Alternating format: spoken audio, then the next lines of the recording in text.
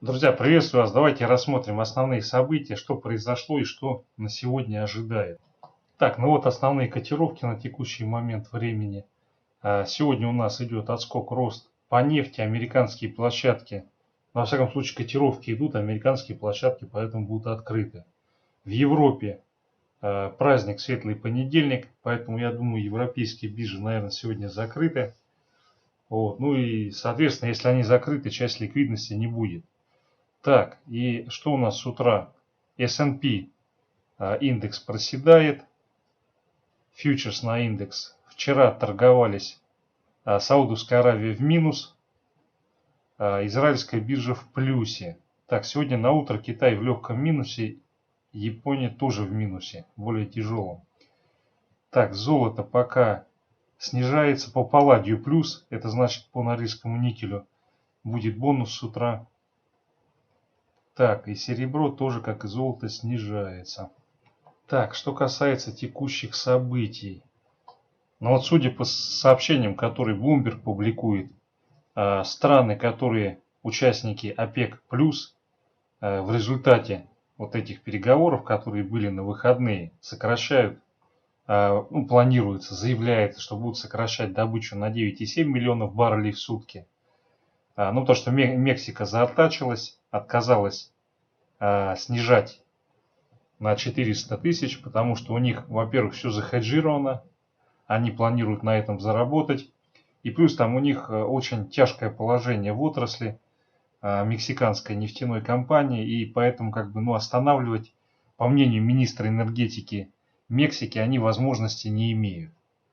Но на самом деле, с учетом того, что у них такое положение, что они могут выкручивать руки остальным, я думаю, здесь святое дело выкрутить руки и свои условия навязать. Но это вполне естественно.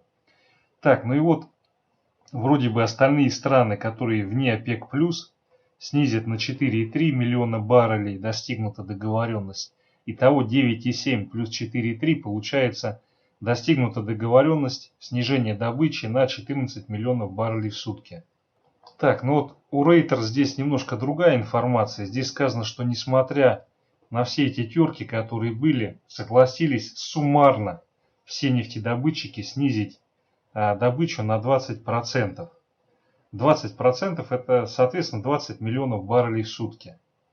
Вот и думай, и гадай на самом деле, что будет сделано. То есть то ли снизят на 20 миллионов, то ли на 14 миллионов, как заявляется Блумбергом, и как, в общем-то, иные новостные источники тоже дают цифру.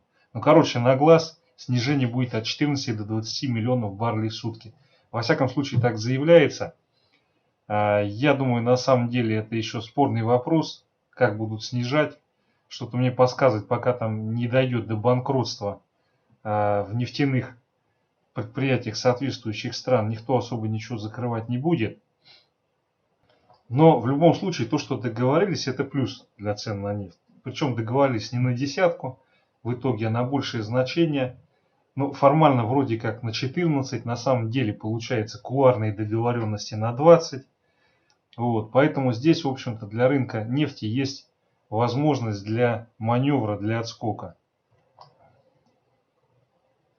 Так, ну и вот офицер ФРС заявляет, что Америка должна быть готова к тяжелым временам на протяжении 18 месяцев, пока все это хозяйство будет восстанавливаться и приходить в себя. Так, ну и вот еще по Америке. Президент Соединенных Штатов принял декларацию по Вайомингу.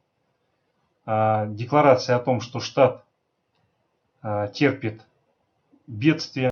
Декларация бедствия, означающая, что все 50 штатов находятся терпящими бедствия или чрезвычайное положение. Это, наверное, так можно трактовать.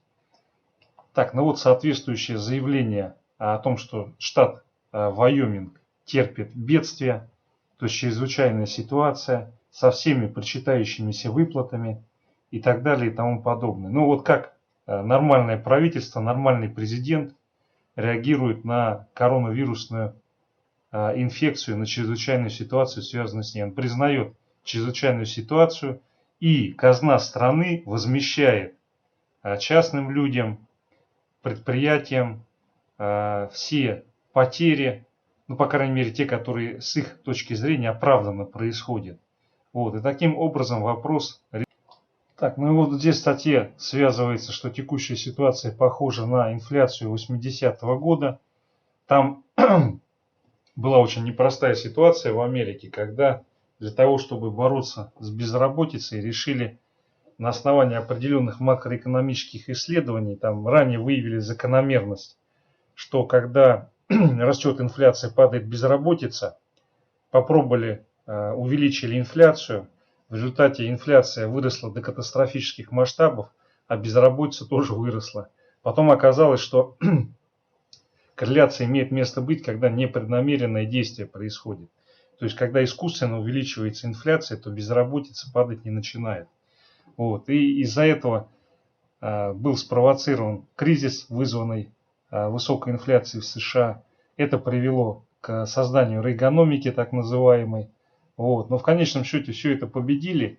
И, на мой взгляд, все-таки сравнение с 80-м годом, теми кризисными явлениями, которые были тогда, сейчас оно некорректно, по меньшей мере. Сейчас как бы гораздо более кардинальные нестыковки. И сейчас как бы все-таки, я думаю, в большей степени 1929, а не 1980. Так, ну и вот, в общем-то, статья по поводу анализа действий ФРС. То есть ФРС начало, по сути, если это так можно назвать, печатание денег. Баланс ФРС растет, причем он начал расти отвесно. К чему такие действия могут привести? Они приведут к тому, что растет долг, задолженность. Ну и по сути, какой может быть выход из этой ситуации? Но из этой ситуации, судя по всему, выхода никакого нету. То есть только бесконечное печатание до полного краха. Судя по тому, как этот процесс происходит и к чему это идет. То есть будут печатать, пока не приведет это к коллапсу, гиперинфляции, развалу системы. Вот судя по всему, как это происходит, именно так все это и закончится. Ну и тогда, соответственно, пойдут кардинальные изменения и начнется зарождение какой-то новой или альтернативной системы. Вот. А пока только печатание и неограниченный рост задолженности. Ну и как следствие этого скупка долгов, скупка всех обязательств, накопление их на балансе правительства США.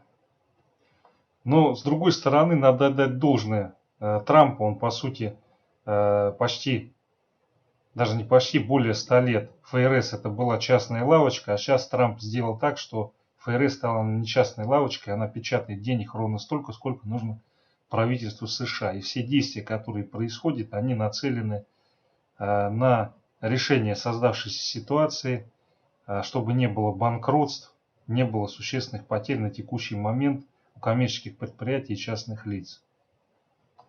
Ну и вот, собственно говоря, объяснение, почему не будет V-образного восстановления в текущем кризисе и почему ФЕД, Федеральная резервная система, национализирует все. Ну, то, что она скупит все долги и все заберет.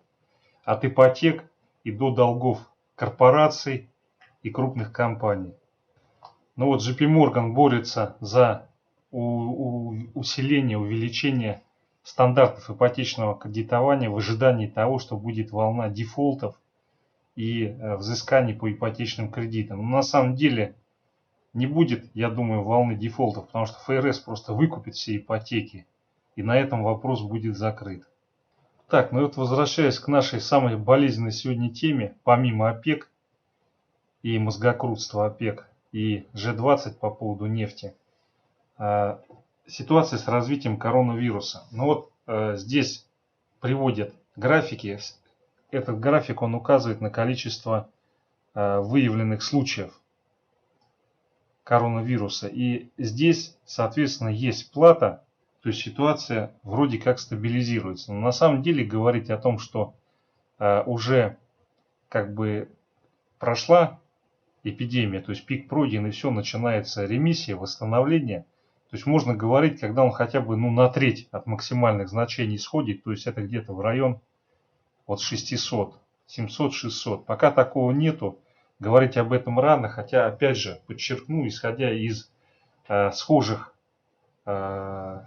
вирусных эпидемий, там, допустим, того же ОРЗ или гриппа. Ну, вы хоть раз слышали, что в июне была эпидемия гриппа или ОРЗ? Да не было их никогда. Они дохнут, когда тепло становится, все эти вирусы. И причем самых разных типов. И я думаю, здесь такая же будет ситуация. Наступит июнь, да даже не июнь, май вот сейчас будет, май. И мы увидим на фоне того, что потеплело, и все-таки определенный эффект от того, что ограничили потоки людей, будет, все это в совокупности приведет к тому, что завершится, я так думаю, все это безобразие. Либо в мае, либо в июне. Даже, наверное, все-таки в мае. Но вот еще в Турции была очень ситуация такая непростая. Эрдоган ввел комендантский час и военное положение на выходных. Потому что там в связи с празднествами могли быть массовые гуляния. И испугался турецкий президент, что эти гуляния они приведут к тому, что эпидемия она просто вспыхнет. Но на самом деле как бы вот этот вот эффект ввода чрезвычайной ситуации, он был просто чудовищен. Потому что как бы и друзья оттуда писали, и роликов полно на ютубе, когда люди за 2 часа до объявления комендантского часа бросились, высыпали на улицы и пошли по магазинам закупать продукты. Ну, все было заполнено комментариями, что там радостные турки выскочили на улицу отмечать введение комендантского часа. Вот, там дикое столпотворение было. Ну, вы можете посмотреть на ютубе, полно роликов на этот счет. Ну и, короче, вот этот комендантский час, это просто абсолютно бестолковая вещь и безумная. Это просто лишний раз показывает, что такие меры в любой стране, они сделают только хуже. Потому что за 2 часа, когда люди высыпали на улице, наверное, там, не знаю, там 2-3-месячно возможное количество заражений, которое могло быть, оно за эти 2 часа было сделано. Потому что толпы на улицах, все там, кто болеет, кашляют, чихают друг на друга.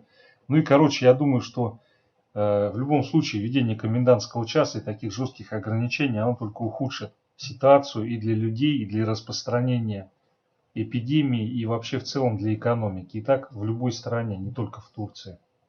Так, ну давайте вот графики рассмотрим. Китай сегодня проседает. Но здесь пока Китай 3650 не пробил, китайский индекс CSI 300, ничего страшного нету, торгуется в диапазоне, в проторговке. Вот, и поэтому здесь ничего как бы такого критичного не будет.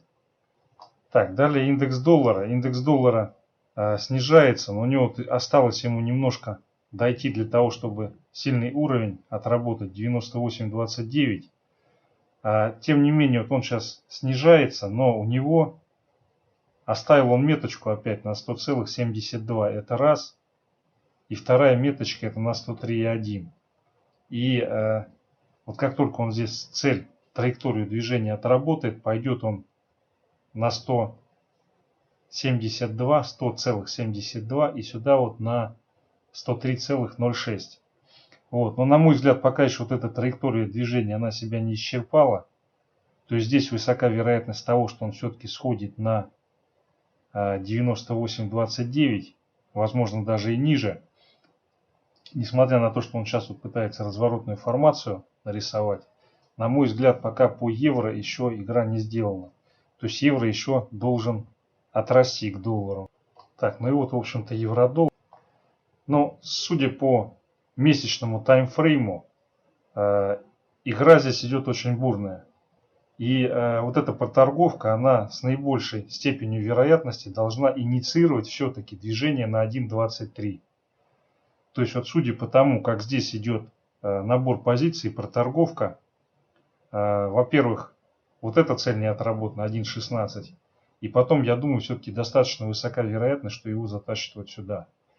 Наверное, потом приведет это к движению вниз, то есть ослаблению евро против доллара. И здесь вот просвечивается первая цель движения, это 1,05, ну там 1,0477. И следующая цель движения это 1,09837. Но я думаю, вот здесь вот исходя из того, что здесь была такая фигура, мощнейший такой волчок, все-таки должен быть цикл движения вот сюда вот. Я думаю, наибольшая вероятность это что евро-доллар загонит вот куда-то сюда. И потом уже можно будет говорить о том, что наиболее вероятно будет ослабление евро к доллару и движение на вот первая цель 0,98. Дальше посмотрим. То есть, по идее, в принципе, он мог бы сходить и вот сюда на 1,38, но с учетом текущих событий и, в общем-то, то, что кризис идет как в Америке и еврозоне, наверное, вот потолок движения это вот куда-то сюда. Вот, но опять же, до марта месяца я думал, что движение, ну, точнее даже до апреля месяца, я думал, что максимум, куда евро может укрепиться к доллару, это вот это значение 1,16. Вот после этой фигуры, которая возникла за март, я думаю, достаточно высокая вероятность, что его затянут вот сюда. То есть, да, возможно, что он отсюда пойдет и вниз, но вот такая энергичная проторговка в рамках текущей консолидации месячной, она указывает на то, что есть высокая вероятность движения вот сюда, вот к закрытию цели, которая обозначена на 1,23. Так, если по евро рассматривать часовой таймфрейм, то мы здесь имеем на текущий момент растущий тренд. Сейчас вот он дошел до очередного плата консолидации. Соответственно, если будет пробой сегодня на днях 1,0953 на растущем объеме, это поведет в направлении 1,16. Если все-таки случится пробой 1,0917 на растущем объеме, то его откатит и цель движения будет вот сюда вот 1,0867, 1,0858. Вот. Пока больше факторов указывает на то, что восходящее движение по евро оно себя еще не исчерпало. Так, ну вот американский индекс фьючерс на S&P. Сегодня наблюдаем снижение.